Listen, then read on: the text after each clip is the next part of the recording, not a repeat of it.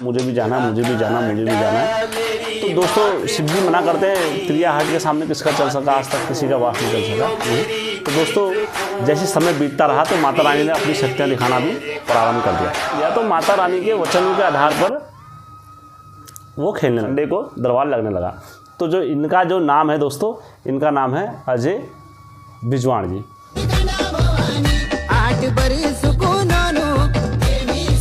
की डोली पहले से नहीं थी और ये है, ये धर्म को लूटने के लिए हो रहा है, ये सारी चीज़ें हो रहा है, ये हमारे धर्म।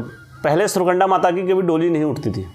न कोई डोली है, न कोई नाचने फिरने वाली है, न कहीं सुरकंडा माता की नहीं बनी है का साधन या कुछ मतलब कि जो पूजा जो पहले करते थे कि मैं करना चाहूँ तो मैं भी उसी हिसाब से करूँ, कि जैसी भावना हो वैसे पूजिए। प्रभु ने कहा है, भगवान शिव ने भी कहा है, सब ने कहा है वर्जित है आना, और यहाँ पर ऐसे नहीं आना, यहाँ पर ऐसे आना है, और यहाँ पर घोड़े पुजारी सारे चुप बैठेंगे, और जितने ये गांव वाले जो भी बोल रहे हैं ये सारे चुप बैठेंगे। उत्तराखंड घूमू लो क्या टिहरी क्या मुनिशारी, उत्तराखंड घूमू लो क्या टिहरी क्या मुनिशारी। हाचू हाचू हाचू हम पहाड़ी नीचू। लो दोस्तों, आप सबका स्वागत है आपके अपने चैनल में। दोस्तों हेमचू पहाड़ी चैनल आपका अपना चैनल है, इसे लाइक करें और सब्सक्राइब करें, जहाँ जहाँ तक हो सके आप लोगों को बीच में भेजें दोस्तों। और यदि आपको लगता है कि आपकी पहाड़ों की संस्कृति आगे बढ़ रही है और लगता है कि आप हाँ हमारे उत्तराखंड की संस्कृतियों का प्रचार हो रहा है, तो आप मेरे चैनल को लाइक सब्सक्राइब शेयर जरूर कर सकते हैं। तो दोस्तों मैं अपना कहानी पे बढ़ता हूँ सीधा आगे को। आज की जो कहानी है दोस्तों हमारी, दरअसल मेरे सब्सक्राइबर लोगों का मेरे पे फ़ोन वगैरह काफ़ी आ रहा था, सर हमें सुरकंडा माता जी की कहानी बता दीजिए और हम जानना चाहते हैं माता के बारे में। हमें दरअसल हमें पता नहीं है, हम कुमाऊँ में रहते हैं तो हमें इतने बारे में माता के बारे में कुछ जानकारी नहीं है, तो आपसे रिक्वेस्ट है हमें बता दीजिए। तो मैंने कहा ठीक है ज़रूर, क्यों नहीं, मदद करेंगे दोस्तों। आपने मुझे फॉलो कराया, लाइक कराया, तो मैं ज़रूर आप लोगों को बताऊँगा। तो दोस्तों उससे पहले मैं थोड़ा सा अपने चैनल के माध्यम से जो मेरे पे आया दोस्तों, दरअसल आज हमारे सब्सक्राइबर हैं तो इन्होंने मेरे को चंपावत से फ़ोन करा था। दरअसल इनकी जो फैमिली है वगैरह रहते हैं तो ये बाहर जॉब वगैरह करते हैं। तो आज इनने मतलब मेरी वीडियो देखी, वीडियो देख के इतना मोटिव वगैरह लिया। तो इनको दरअसल ये बाहर रहते थे, तो बाहर रहने के बाद इनको मतलब अपनी मतलब पहाड़ की धरोहर के बारे में मतलब जानकारी बहुत दोस्तों जानना हर कोई चाहता, लेकिन ना के बराबर समान हुई। तो इनने मेरा चैनल देख के और सारी चीज़ें लेके मतलब मार्ग बताया था हमने, जो अपने चैनल के माध्यम से उस मार्ग पर चले। तो मार्ग में चलने मात्र से ही काफ़ी सारी चीज़ों में सुधार हुआ। और आज मेरे पास मैसेज आया था इनका कि सर ऐसी ऐसी बात है और आज हमारे घर में यात्रा है। बोला कि सर हमारे सब कुछ व्यवस्था हो गई, गुरु की व्यवस्था नहीं हो पा रही, तो हम गुरु को लेने भी आ जाएंगे, छोड़ने भी आ जाएंगे, आप सिर्फ हमें बता दीजिए कोई गुरु। तो मैंने 4-5 गुरुओं का इनको नंबर वगैरह दिया, अपने चैनल के माध्यम से मदद भेजी है। तो दोस्तों हम आशा करते हैं उनका कार्य सब सफल हो और गोलू देवता का आशीर्वाद मेरे को दिया। उन्होंने कहा तुम्हारे पर गोलू देवता का आशीर्वाद हमेशा बना रहेगा। तो दोस्तों आप लोग भी सब बधाई के पात्र हैं, क्योंकि आप लोगों के माध्यम से ही मेरा चैनल वहाँ तक गया, क्योंकि काफ़ी लोगों ने शेयर अपने तरफ से हर किसी ने योगदान दिया। तो मैं उसी क्रम में फिर आगे बढ़ता हूँ दोस्तों। तो दोस्तों जो मैं आज जो कहानी लेकर आ रहा हूँ, आज सुरकंडा माता जी की कहानी है। दरअसल जो सुरकंडा माता जी हैं, पहली बात ये किसी व्यक्ति विशेष की माता नहीं है। कोई बोल दे कि यार हाँ यार सुरकंडा माता मेरी है और हम माता का वो कर रहे हैं, हम ये सारी चीज़ें कर रहे हैं, तो वो सरासर अन्याय है। क्योंकि सुरकंडा माता जी जो हैं वो पूरे भारत की माता है, पूरे भारत की क्या पूरे ब्रह्मांड की माता बोला जाए तो वो कम नहीं है दोस्तों। मैं आज पूरा इतिहास रख दूंगा, अभी पूरा इतिहास आप लोगों के बीच में रख दूंगा सुरकंडा माता जी का, कैसे कैसे चला और अब कैसे कैसे लोगों ने अपने चलन से लेकर आ गए और अपने चलन से नई विधि स्टार्ट कर दी है। जो पुरानी विधियाँ थी वो सारी छोड़ गई है और नई विधियाँ चली गई है। और किस तरीके से वहाँ के पंडित लोगों ने भी कहा है और सभी लोगों ने मेरे से मतलब मेरी भांजी वहाँ गई थी, तो मेरी भांजी ने सारी चीज़ें जानकारी निकाल के लेकर आई। तो मैंने उसे स्पेशली वहाँ भेजा था कि भांजी हमारी गई थी, तो मैंने जानकारी वगैरह काफ़ी निकाली। तो उससे तो सारी चीज़ों को हम पता करके आए हैं। दोस्तों हमारी टीम इधर उधर जाते रहती है, तो हर जगह जाना संभव नहीं हो पाता, तो इसलिए हमारी टीमें जाते रहती थी। तो मेरे अपनी भांजी को भेजा था, तो मेरी भांजी वहाँ गई और जानकारियाँ उपलब्ध करा करू के माता रानी के वहाँ से मेरे को प्रोवाइड कराई दोस्तों। तो दोस्तों हम चलते हैं भी सीधा कहानी पे। तो दोस्तों जो आज की जो सुरकंडा माता जी की कहानी है, तो दोस्तों हम सबसे पहले कहाँ चले जाएंगे, सतयुग से चले जाएंगे दोस्तों, ठीक है। सतयुग में चले जाएंगे सबसे पहले। तो दोस्तों जो सतयुग में जो सबसे पहले जो हमारे ब्रह्मा जी की उत्पत्ति हुई, तो ब्रह्मा जी के जो मानस पुत्र बोले जाते थे वो दक्ष प्रजापति जी बोले जाते थे। दक्ष प्रजापति की 2 पत्नियाँ थी। पुष्टि और असति, 2 पुत्रियाँ थी। पुष्टि थी, पुष्टि जो थी स्वयंभू मनु की पुत्री थी और पुष्टि से 16 लड़कियों की उत्पत्ति हुई थी। और दूसरे में है दोस्तों अस्थि, वीर की पुत्री थी और अस्थि को कई जगहों पर यही बोला जाता है बीरनी, दक्ष प्रजापति की पत्नी बीरनी भी बोला जाता है। तो मैं ये कहानी है दोस्तों, मैं आपको ये कहानी रखूँगा फिर हिसाब से, पहले मैं आपको वहीं इसलिए ले गया। अब दोस्तों जो पुष्टि थी उनकी 16 पुत्रियों का विवाह किस तरीके से हुआ मैं आपको बताता हूँ। जैसे ये 13 पुत्रियों का जो विवाह हुआ दोस्तों, वो जैसे बहुत सारे 13 जैसे आ गया, सत्य हो गया, बुद्धि हो गया, वेग हो गया और त्रुटि हो गया, शांति हो गया और क्रिया हो गया, इस टाइप से इनके नाम थे 13 पुत्रियों के। जो इनका विवाह हुआ वो किससे हुआ? सत्य से इनका विवाह हुआ, सत्य के साथ। तो इसलिए सत्य की कितनी है?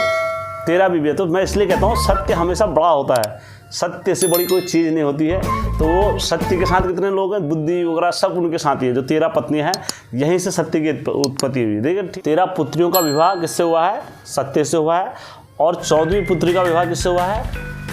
जो उसका स्वाहा नाम है, तो उसका अग्निदेव से विवाह हुआ है। तब हम जब बोलते हैं ना अग्नि में अग्न्याय पवित्राय स्वाहा, ये स्वाहा सब बोलते हैं, आपको जल अर्पण स्वाहा सब कुछ करते हैं। तो स्वाधा है, तो स्वाधा के जो विवाह हुआ था 15वीं पुत्री का, वो किससे हुआ था? 15वीं पुत्री का जो विवाह हुआ था वो हुआ था पितृलोक से। जो पितर होते हैं पितरों से उनका विवाह हुआ। जो बोलते हैं ना पितृलोक के हमारे जो पितर वगैरह जाते हैं, तो पितृलोक में जो सबसे बड़े राजा होते हैं उनसे उनका विवाह हुआ, तो उनका विवाह उनके साथ हुआ। अब दोस्तों 16वीं जो पुत्री का विवाह हुआ, 16वीं पुत्री का, वो हुआ सती माता का विवाह किससे हुआ? स्वयंभू शिव से हुआ। ठीक है दोस्तों, देवादिदेव महादेव का विवाह। बोलो देवादिदेव महादेव जी की जय। दोस्तों कहानी में जो कुछ भी लेकर आ रहा हूँ मैं, ये परमाणु के आधार पर है दोस्तों, और ये सारे हमारे स्कंद पुराणों के आधार पर है। कोई ऐसी मनगढ़ंत और बर्बरली कहानी नहीं है कि आप पढ़ लेना दोस्तों। उसके बाद अगर आपको लगेगा कि हाँ यार कहानी में थोड़ा कहीं पर टूटी है, तो आप मेरे को कमेंट कर सकते हैं दोस्तों। ठीक है, उसके बाद जब उनका विवाह हो गया शिव जी का सती के साथ, तो शिव जी तो कैलाश में रहते थे, तो माता कहाँ रहती थी? जो दक्ष प्रजापति का अगर आज भी अगर आप जाओगे महल, तो मैं आपको महल बता रहा हूँ दोस्तों। जो महल है हरिद्वार से 6 किलोमीटर दूर पड़ता है दोस्तों। वहाँ पर कंकड़ नामक स्थान है, और कंकड़ नामक स्थान है तो वहाँ पर दक्ष प्रजापति का महल है।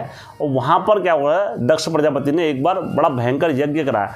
तो दोस्तों वहाँ पर हमारे जो कुमाऊं के जो प्रसिद्ध देवता हैं, मैं आपको बता देता हूँ थोड़ा याद के लिए। जो फकीर देवता है, फकीर देवता को सिद्धियाँ प्राप्त वहीं से हुई थी। फकीर देवता ने सिद्धियाँ वगैरह और मंत्र वगैरह जो भी अपना जो सिद्धियाँ प्राप्त करी थी, जो उनको गुरु का ध्यान में जो लगाया था, फकीर देवता ने कंकड़ में ही लगाया था। तो फकीर देवता को जो असली जो स्थान जो बोला जाता फकीर देवता का, वो कंकड़ ही बोला जाता। फिर बाद में जोशीमठ चले गए थे फकीर देवता। लेकिन आपको लग रहा होगा ऐसे, तो मैं जरा गुरु की वाइट भी सुना देता हूँ आपको, वो किस हिसाब से कंकड़ में ही गुरु उनको बताएंगे। ठीक है, कनखाले मजा तुले बानी रोशंगा मुद्र बने रसाओ लाजो चारो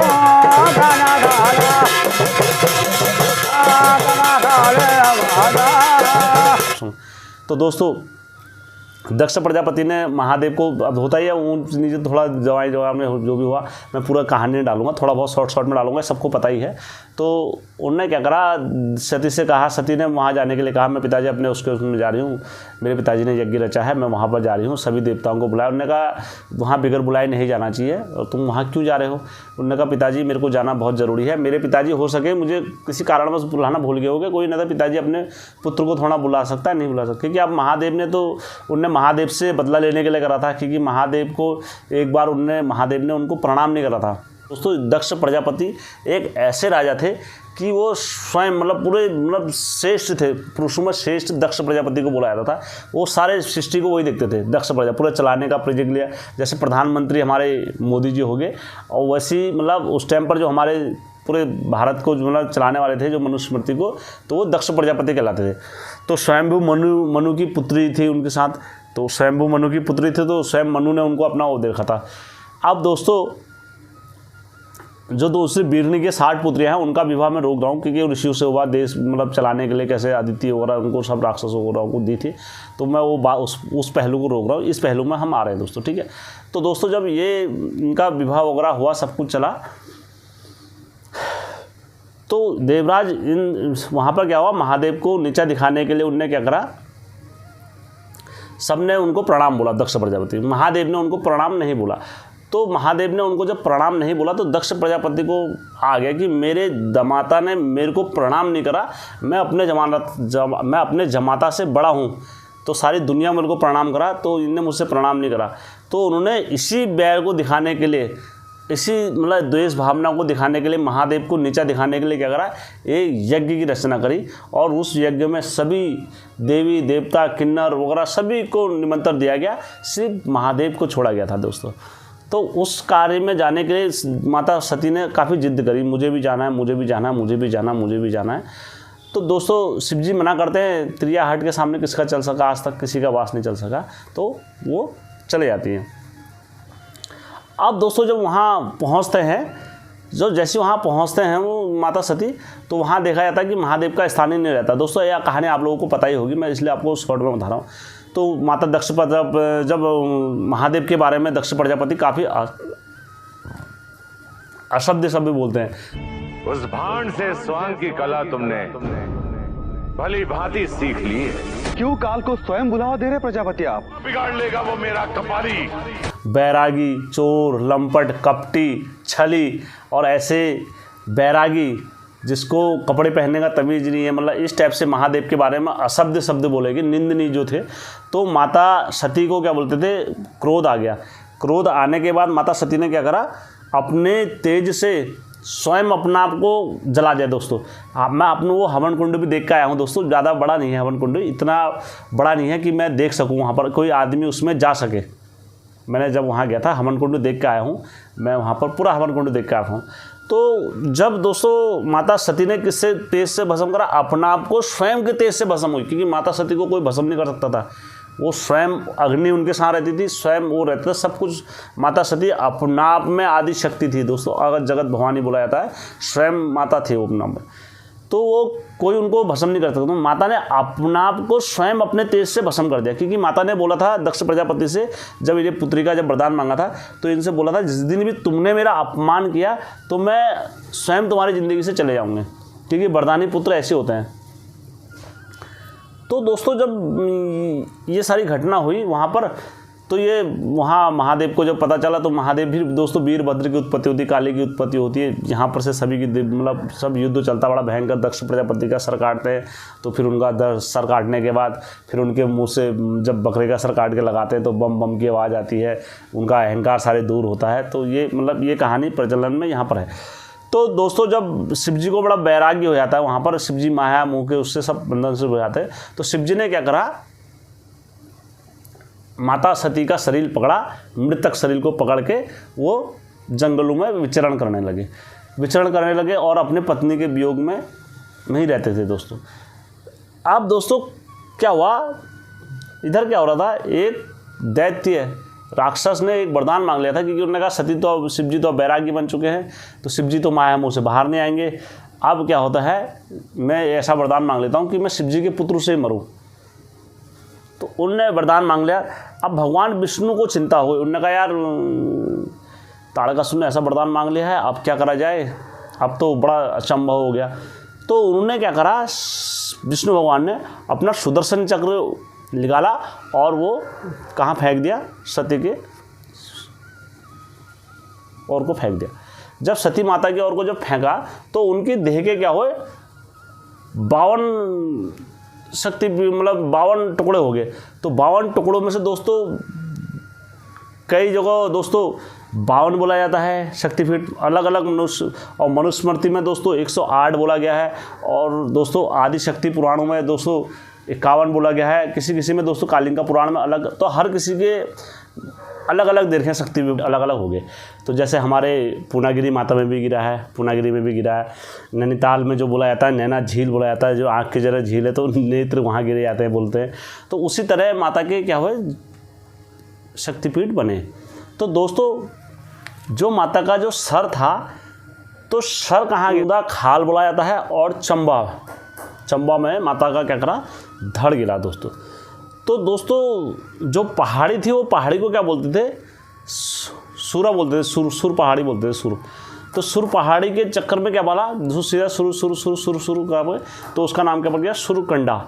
और सर गिरने के कारण माता का, क्योंकि सर गिरा ना, सरकंडा, तो सरकंडा माता के नाम से क्या हुई, माता प्रसिद्ध हुई। क्योंकि 2 मत आए हैं इसमें, एक बोला कि पहाड़ी के नाम से रखा गया, दूसरा माता के सर कटने की वजह से सुरकंडा देवी नाम पड़ा गया माता का। तो दोस्तों ये तो मैंने आप लोगों को बता दिया कि किस तरीके से माता रानी का पहाड़ का नाम पड़ा। अब दोस्तों कहीं पर भी हो शक्तिपीठ, जहाँ पर भी गिरे हैं, तो वहाँ पर माता के गिरते ही वहाँ पूजा स्टार्ट नहीं हो गई थी दोस्तों। माता ने वहाँ पर चमत्कारी शक्तियाँ दिखाना स्टार्ट करी हैं। जैसे आप पौड़ी में ही ले लेना, जैसे हाट कालिंका माता को ले लेना, तो वहाँ पर जब माता ने अपनी शक्तियाँ दिखाना स्टार्ट करी, कई लोगों को मारा, उस टाइम पर बलियाँ दी दोस्तों। तब बाद में पता लगा कि यहाँ पर माता है। तो आदिगुरु शंकराचार्य जी की मैं कहानी लेकर आऊँगा पहलू उसका, लेकिन फिलहाल अभी इस पहलू में बता रहा हूँ आपको। तो जब यहाँ पर माता का सर गिरा, तो शुरू में क्या हुआ, यहाँ पर पूजा वगैरह नहीं हुआ करती, किसी को पता थोड़ा था उस काल में। माता ने अपनी शक्तियाँ खुद दिखाना स्टार्ट करी शुरू में। जब लोगों को पता लगा वहाँ पर, तो जिन लोगों को पता लगा वहाँ पर, तो दोस्तों वो लोग, ये राहुल पिंडी लोगों के जो राहुल पटियार लोग जो हुए, इनके कुल में से इनकी पूजा स्टार्ट करना वहाँ पर प्रारंभ कर दिया राहुल पटियार लोगों ने। तो जो धीरे धीरे वहाँ से पूजा स्टार्ट हुई माता की, और माता की चमत्कारी शक्तियाँ भी उजागर होना स्टार्ट हुई। तो फिर लोगों ने वहाँ पर मंदिर का निर्माण भी करा, भव्य मंदिर भी बनाया दोस्तों। ये सारी चीज़ें फिर चलन में आते रही हमारे। माता अपनी शक्तियाँ दिखाती थी हर हमेशा, ऐसी शक्तियाँ माता, सत्युग हो चाहे कलयुग हो या द्वापर युग हो, त्रेता युग हो, माता हर युग में अपनी शक्तियाँ दिखाती हैं। तो दोस्तों जैसे समय बीतता रहा, तो माता रानी ने अपनी शक्तियाँ दिखाना भी प्रारंभ कर दिया।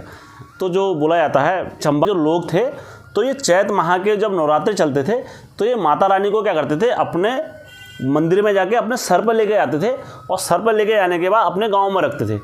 तो जैती के लोग तो वहाँ जाके 9 दिन तक माता रानी की स्तुति वगैरह पूजा वगैरह करते थे। जो नवरात्रि ख़त्म होते थे, तो ये अपने सर पर जैसे ले आते थे, और उसी तरह लेके माता रानी को क्या करते थे, वो मंदिर में रख जाते थे। एक जो भी वहाँ से अपना पत्थर वगैरह जो भी ले आते थे, माता रानी को प्राण शिशु करके अपने घर में रखते थे। तो ये अब लोग लगा मेरे को कि आज हाँ ठीक है, मेरे को लगा कि यार माता रानी को सर पर नहीं, मेरे को डोली में ले आना चाहिए। मेरे को लगे कि हाँ मेरे को माता रानी को इस पर ले आना चाहिए। तो जिसकी जैसी भावना वैसे, लेकिन यहाँ पर क्या हो रहा है, व्यक्ति विशेष की माता रानी को बना रखा है कि ये माता रानी हमारी है, और जो हम नियम लागू करेंगे तुमको उसी हिसाब से पूजना पड़ेगा भगवान को। ऐसा कोई नियम लागू नहीं होता भगवान के लिए। आपकी मर्जी है, आप जैसे भगवान को पूजना चाहोगे, आपकी माता है, आपकी कुल देवी है, आप जिस भावना से पूजना चाहो वो भावना से माता रानी मानेगी। ठीक है, आपको भक्ति होनी चाहिए माता को बस मनाने के लिए। किसी सरकार का कोई दबाव नहीं होना चाहिए, किसी का कुछ नहीं होती है। आपकी भक्ति जैसी है माता रानी उसमें मानेगी दोस्तों। बहुत सारे लोग, जैसे दोस्तों मैं जब हरजू गरू की बात सुनाता हूँ